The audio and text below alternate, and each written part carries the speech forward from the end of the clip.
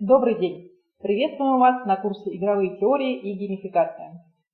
Лен, как ты думаешь, почему тема игровых подходов в геймификации сейчас так популярна? В чем основные преимущества игровых методов?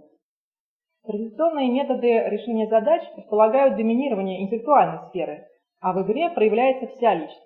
В процессе игры человек испытывает настоящие эмоции, получает реальный опыт и практические знания в ситуациях, где нет угроз и рисков. За счет игры скучные задания становятся интересными, избегаемое – желанным, а сложное – простым. Игра – это многогранное понятие, охватывающее множество видов деятельности. Что общего у таких игр, как монополия, футбол, прятки, бридж и, например, недавно вышедшая компьютерная игра Detroit Become Human? Да. Сложно однозначно ответить на этот вопрос, не так ли? Причем не только нам с вами, но и научному сообществу.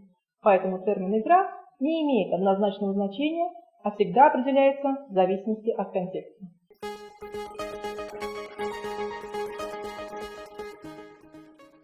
Прежде чем обозначить, что мы называем игрой в рамках нашего курса, давайте ответим на вопрос.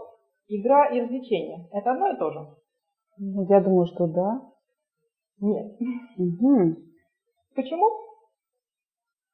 Я думаю, потому что игра, она более многогранная, это более объемное понятие, нежели развлечение. Так ли это? Да, совершенно верно. Цель развлечения – удовольствие.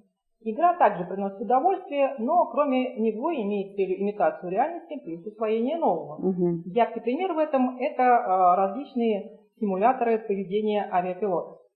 В последнее время стало модно и полезно заниматься играми не только в детских садах и на спортивных площадках, но и в бизнес-мире. Что же такое игра? Угу. Как мы поняли, игра не просто развлечение.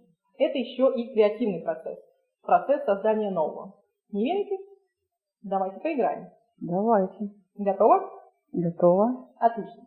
Сейчас мы придумаем то, что называется настольной игрой формата «Кто быстрее дойдет до конца».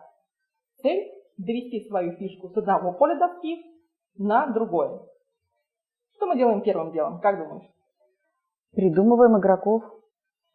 Не совсем. Угу. Это чуть позже. Сначала мы берем лист бумаги и на нем рисуем что-то вроде дорожки. Неважно, прямая она или извилистая. И делим эту дорожку на отрезки. Зачем? Это основа игры? Да, у нас есть от чего отталкиваться.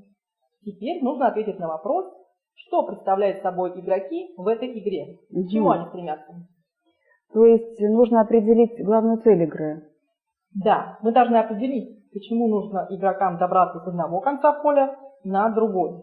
Угу. И на втором шаге мы задаем какую-то тему или цель, и тогда многие правила устанавливаются сами собой. Тогда пусть это будет игра про лис и охотников. Лисы убегают, охотники догоняют. Прекрасно. На третьем шаге мы изобретаем правила, по которым игроки передвигаются с одного поля на другое, и решаем, как именно игра заканчивается. Что ты выбираешь? Я, пожалуй, предпочту что-то традиционное. Например, бросаешь кубик, сколько ходов выпало, на столько полей передвигаешь фишку, и тот, кто первым пришел к финишу, тот и выиграл. Отлично. Теперь у нас есть уже кое-что, включающее все элементы игры, однако не хватает одной вещи, важной для многих игр. Какой, как ты думаешь? Какого-нибудь конфликта, драки. Правильно. На четвертом шаге мы подумаем о взаимодействии с соперниками. Происходит ли что-то, если вы становитесь на одно поле с ними? Есть ли специальные клетки, становясь на которые можно влиять на соперника, например, передвигать их вперед или назад? Тогда у меня будут клетки с сеткой. Если туда попадает охотник, он как будто бы ловит лису и продвигается вперед. И клетки с лисичкой. Если она попадает туда, то она двигается вперед. Отлично. Задействовав воображение, мы только что создали игру. Может быть, пока это еще не очень хорошая игра, но она функционирует, в нее можно играть, и мы придумали ее всего за пару минут. Теперь ваша очередь пройтись по этапам разработки. Остановите видео и создайте собственную игру. Кто быстрее дойдет до конца.